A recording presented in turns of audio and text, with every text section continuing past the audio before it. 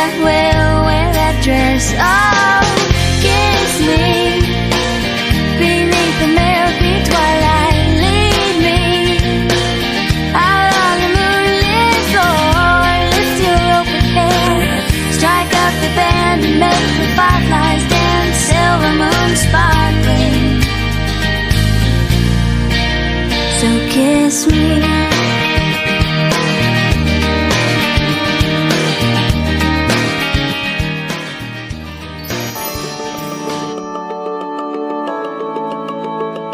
Hindi pa ako mga 18. Mga ano? 16 po.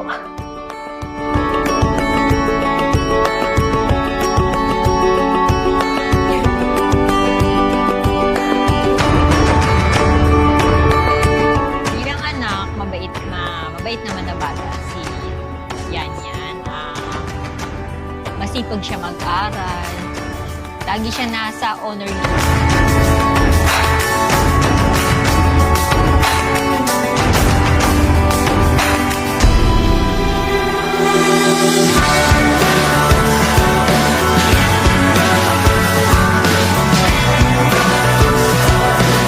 Sabi ng namin, galing araw na.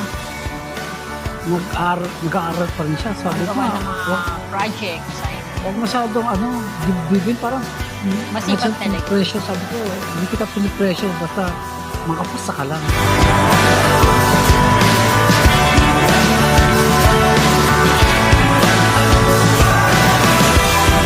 Happy birthday. Ikaw yung type ng person na hindi mo i-judge yung tao sa mga decision mo sa buhay. Mabait ka naman minsan. At saka, sobrang happy ako nung na ako yung una mong sinasabihan kapag may problema.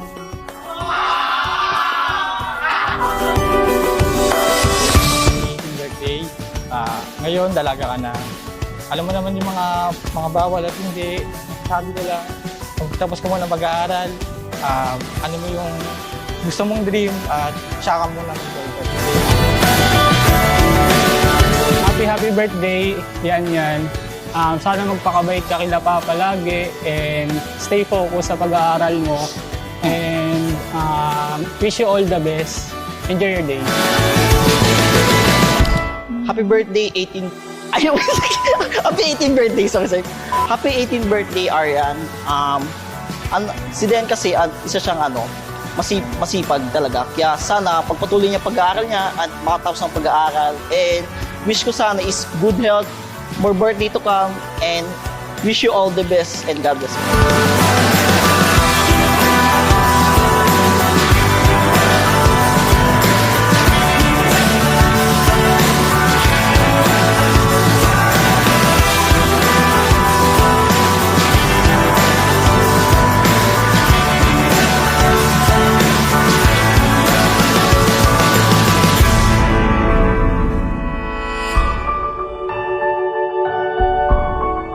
Wish ko, tuloy niya lang yung pangarap niya sa buhay, makatapos ng pag-aaral.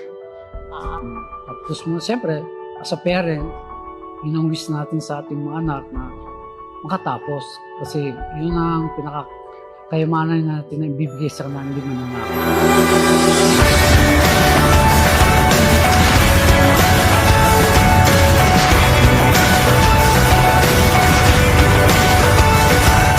Happy birthday, Aryan! Sila mang gagawa ng patula in the future. Diba? So pag na-establish na yung foundation na nakagraduate sila, they will go farther na ma-achieve nila yung dreams nila. Basta makapagtapos sila. So yun lang gusto namin. Tsaka bilang magulang, ano man ang maging problema niya. Nandito lang kami, lagi sumusuporta.